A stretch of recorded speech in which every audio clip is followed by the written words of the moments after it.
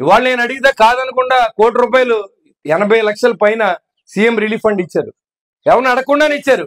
మీరు ఎలాగో డబ్బులు అడుగుతలేదు సార్, మేము అక్కడ ఒక అరెకరం ఎటు తీసాం సార్, ఈ 2 లక్షలు సీఎం గారికి ఇవ్వండి ఇస్తే పట్టుకెళ్ళి ఐఎస్ డబ్బులు మనకు ఇచ్చాడు తాడేపూడి నుంచి. ఆయన మనకి ₹1,50,00,000 సీఎం రిలీఫ్ ఫండ్ ఇచ్చాడు. ఏది అడిగితే అది ఇచ్చాడు.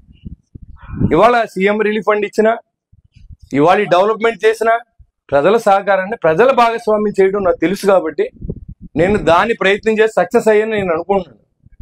నన్ను ఏదో వెనకాల నుండి పొడి చేయాలి, నా కూడా ఉండి నేను నాశనం అయిపోవాలని కోరుకునే వ్యక్తులు దయించి నా దగ్గర రావాల్సిన అవసరమే లేదు. నేను నా మంచి కోరుకుని, తాడేపూడి ప్రజలు నా మంచి కోరుకున్నారు. తాడేపూడి మంచి ప్రజల డెవలప్మెంట్ నేను కోరుకుంటున్నాను. తాడేపూడిలో ఉన్న ప్రతి వ్యక్తికి, కాన్స్టిట్యూన్సీలో నా ఓటేసిన ప్రతి వ్యక్తి కాదు, అందరికీ పార్టీలకు అతీతంగా పనిచేయదలుచుకున్నాడు. ఖచ్చితంగా పనిచేస్తాను.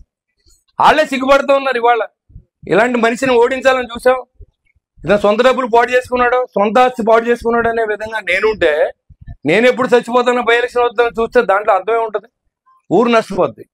మీకోసం పనిచేసేవాళ్ళు, వాళ్ళ కోసం పనిచేసేవాళ్ళు వస్తే పోయిది ఊరు పోద్ది, కాన్స్టిట్యున్సీ పోద్ది. నాకు బాధ కలిగిన విషయాన్ని నేను మీకు షేర్ చేయాలి. నేనేం చేస్తున్నాను ఇప్పుడు? డబ్బులు ఇస్తే డాక్టర్ గారికి ఇమ్మన్నాను, డబ్బులు ఇస్తే అనిల్కి ఇమ్మన్నాను, డబ్బులు ఇస్తే ఎవరికైనా ఇమ్మని చెప్పాను. అంతేగాని నేను తీసుకుని నేనేం పెత్తనం చేయట్లేదు. అక్కడ ట్రాన్స్పరెన్సీగా ఉండాలని నాకు అలవాటు. ఆ రోజు ఎల్ఈడి లైట్లు వేసాం. ఈరోజు నెలకు 3 లక్షలు వస్తూ ఉంది.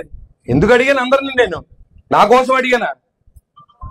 కాబట్టి అవన్నీ తెలియకుండా ఏదొస్తే అది మాట్లాడి మీరు రియల్ ఎస్టేట్లో సంపాదించుకోండి, మీరు పైరువీలు చేసుకోండి.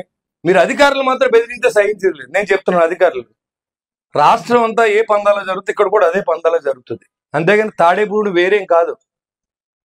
కాబట్టి దయించి అందరూ కూడా, అన్ని పార్టీ మిత్రులందరూ కూడా, మీకు ఏ ఇబ్బంది ఉన్నా, మీకు వైసీపీ నాయకులు కూడా చెప్తున్నా, గెలిచే వరకు రాజకీయం, గెలిచిన తర్వాత అందరికీ సేవే భావంగా పనిచేస్తాం. వాళ్ళు కూడా మనుషులే కదా. ఎవరో ఇష్టం వచ్చిన పార్టీకి వాళ్ళు చేసిన హక్కుని రాజ్యాంగం మనకి ఇచ్చింది. దాన్ని నేనేం తప్పుపట్టట్లేదు. కానీ కొంతమంది ఉద్దేశపూర్వకంగా నా మీద కొంతమంది ఎస్సీ సోదరులని గొడవ పంపించిన వ్యక్తులు మాత్రం నేను నా గుమ్మలోకి రానివ్వను. అంతవరకు అలాంటి వాళ్ళు 3-4 ఉన్నారు నాకు, అంతే. నన్ను స్వయంగా కష్టపెట్టి నా వ్యాపారాలు పాటు చేసిన వ్యక్తులు కూడా నేను వాళ్ళ గురించే పట్టించుకుంటలేదు.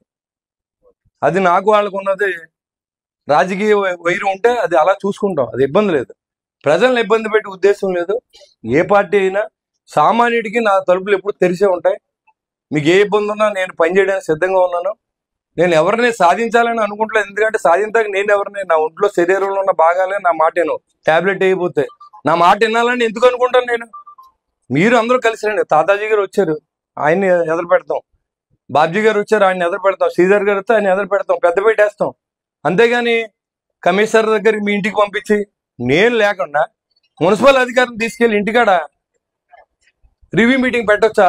ఒక శాసనసభ్యుడిగా నేను ఉన్నప్పుడు శాసనసభ్యుడికి ఇచ్చే గౌరవం ఇదేనా అని అడుగుతాను నేను. ఇక్కడ కొంతమంది ఎవరైతే ఇప్పుడు అనిల్ లాంటి నిస్వార్థ పరులు, అదేవిధంగా కాంట్రాక్టర్ శివ గారు, మన వయసు అయిపోయింది, మన సమాజానికి ఏదో సేవ జరిగినట్టు కొంతమంది మిత్రులందరూ కూడా ఈ కార్యక్రమం చేపడతాం. ఇది చాలా అవసరం అన్నయ్య గారు అంటే ఇమీడియట్ గా డబ్బుతో పని లేదు, మనం మొదలు పెట్టమని మొదటి డిసిజన్ కూడా జరిగింది. అలాంటి ఈ కార్యక్రమం ఈ రోజు మొన్న పునఃప్రారంభించడానికి విచ్చేసినటువంటి మిత్రులు తాతాజీ గారు ఇప్పుడే వెళ్ళిపోయారు. అదే గొర్రెలు శ్రీధర్ గారు, డాక్టర్ శ్రీనివాస్ గారు, పుల్లబాబి గారు, అడప ప్రసాద్ గారు, రామ్జీ సురేష్ గారు, కాశీ గారు, మోహన్ గారు, అదేవిధంగా కమిషనర్ గారు, మరి ఎంఎస్ఆర్ గారు, మాక శ్రీనివాస్ గారు, పాలూరు వెంకటేశ్వర గారు, సురేష్ గారు, డాక్టర్ రాజు గారు, జనార్దన్ రెడ్డి గారు, పైబేన్ రఘు గారు, ఇంకా వేదికలో అంతా పెద్దలు, ఈ సమావేశాన్ని విచ్చేసినటువంటి స్థానికులందరూ కూడా నా ఉదయపూర్వ నమస్కారం. మీడియా మిత్రులందరూ కూడా, ఈరోజు అభివృద్ధి చేయాలంటే డబ్బు కావాలి. డబ్బు కావాలంటే గత ప్రభుత్వం చేసిన విధ్వంసక పరిపాలన మనం చూసాం. 5 సంవత్సరాలు కనీసం పట్టణాన్ని కానీ స్టేట్ని కానీ పట్టించుకొని పరిపాలన చేసిన తర్వాత ఒక చెప్పడం మట్టి కూడా వేయని గోతుల్లో మనం తిరిగాం. అలాంటి పరిస్థితి నుంచి అన్ని కూడా మనం చంద్రబాబు నాయుడు గారి ఆలోచనతో, పవన్ కళ్యాణ్ గారి ఆలోచనతో మనం ఎన్నుకున్నారు కాబట్టి మరింత బాధ్యతగా పనిచేయండి, నిరంతరం ప్రజల మధ్య ఉండండి, డబ్బు లేదని చెప్పకండి, ప్రజలను భాగస్వామ్యం చేయండి, ఖచ్చితంగా సక్సెస్ అవుతుందని చెప్పడం జరిగింది. దాంట్లో భాగంగా తాడేపూడిని మొదటి వరుసలో నిలబెట్టి తలుచుకుంటాం. ఫస్ట్ తాడేపూడిలోనే మా ఊరు ఉండాలనే ఆలోచనతో పనిచేస్తాను నేను. ఇవాళ ఎవరు ఏమనుకున్నా దేని గురించి భయపడవలసిన అవసరం లేదు, దేని గురించి లెక్క చేయవలసిన అవసరం లేదు. నేను కొంతమంది పెద్దలు మాట్లాడుతూ ఉన్నారు, నేను ఒకటే చెప్తున్నా, ఇవాళ ఎమ్మెల్యేగా అయ్యానంటే పవన్ కళ్యాణ్ గారు నాకు మ్యాండేట్ ఇచ్చినందువల్ల, తాడేపూడి కాన్స్టిట్యూన్సీ లో ఉన్న ప్రజలు ఓట్లు వేసినందువల్ల అయ్యాను. కానీ ఎవరి త్యాగాలతో నేను అవలేదని కూడా నేను క్లారిటీ ఇస్తాను. పార్టీలు 3 పార్టీలు కలిసి నరేంద్ర మోడీ గారు, పవన్ కళ్యాణ్ గారు, చంద్రబాబు నాయుడు ఆశయంతో నాకు టికెట్ వచ్చింది. ఖచ్చితంగా టికెట్ వచ్చిన తర్వాత గెలిపించడం అనేది ప్రజలు చేయవలసిన అవసరం ఉంది. ప్రజలు అత్యధిక మెజార్టీని ఇచ్చారు. తాడేపూడి కాన్స్టిట్యూన్సీ ఏర్పడిన తర్వాత 62,500 మెజార్టీతో నన్ను ఎక్కించారు. నేను ఒక సామాన్యుడిని. మా నాన్నగారు ఒక ఆర్టీసీ డ్రైవరు. ఆ స్టేజ్ నుంచి ఒక ఎమ్మెల్యే ఎదగడానికి నా జీవితం అంతా కష్టపడ్డాను. ఇవాళ చాలా మంది మాట్లాడుతుంటే చాలా బాధేస్తుంది. ఎందుకంటే ఎలా ఉందంటే, నాతో ఉన్న కొంతమంది వ్యక్తులు నేను చనిపోతే బాగుండు, వెంటనే నాకు బై ఎలక్షన్ వస్తే నెగ్గితే ఎమ్మెల్యేని అయిపోతారన్న విధంగా ఆలోచన చేయడానికి నేను భరించలేకపోతున్నాను దాన్ని. నేను గెలిచిన తర్వాత నిరంతరం ప్రజల కోసమే పనిచేస్తా ఉన్నా. నా సొంత వ్యాపారం మానేశాను. నేను ఎక్కడా కూడా ఎవరిని ఇబ్బంది పెట్టలేదు.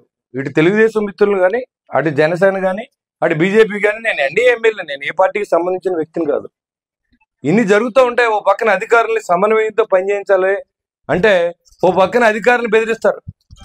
నువ్వు ఉండాలని లేదా, పైన మా పార్టీ ఉంది, నేను పంపేస్తాం. ఏం పంపేస్తారు మీరు? నేను ఎన్డీఏ ఎమ్మెల్యేని, నేనేమి వైఎస్ఆర్సీపీ ఎమ్మెల్యేని కాదు. ఇక్కడ అధికారులను కూడా పరిరక్షణ చేసుకోవాల్సిన అవసరం ఉంది. అధికారులకు అవసరం నాకు పూర్తిగా ఉంది. అధికారులు చేయకపోతే నేను చేయలేను. ఇక్కడ చేయమని కమిషనర్ ఆదేశిస్తే కమిషనర్ అన్ని ఇవన్నీ చేయించాడు. ఇది చేయమని అనిల్ వీళ్ళంతా ఉండి రాత్రానిగా పాలని ఇక్కడ కొంతమంది కూర్చొని టీలు ఒకరు పెట్టి, కాఫీలు ఒకరు పెట్టి, గవర్నమెంట్ డబ్బులు ఇవ్వకుండా ఇది అభివృద్ధి చేస్తూ ఉంటే విమర్శలు చేసేవాళ్ళకి చెప్తున్నాను. నేను ఎప్పుడు చనిపోతాను నాకు తెలియదు, కానీ చనిపోయినప్పుడు మీరు ఖచ్చితంగా ఎమ్మెల్యే అవ్వాలని నేను కోరుకుంటున్నాను. నేను ఉండగానే చనిపోవాలని కోరుకోవద్దని చెప్పి కూడా మీకు తెలియజేస్తాను. ఎందుకంటే అది అన్యాయం. అది నా సర్వస్వం. నేను ఒక సామాన్యుడిని మీ ముందు నిలబడి స్థాయికి ఎదగడానికి భగవంతుడు నేను చేసిన వ్యాపారాలకు కలిసి వచ్చి నేను ఎక్కడో సంపాదించాను. రోడ్లు తిరిగాను. దాదాపు 30 లక్షల కిలోమీటర్ రోడ్డు జర్నీ చేశాను ఈ పరిస్థితి రావడానికి. నాకు ఎవరు ఊరిని ఐఏఎస్ ఇవ్వలేదు, ఎవరిని చందా కూడా అడగలేదు ఎలక్షన్లో.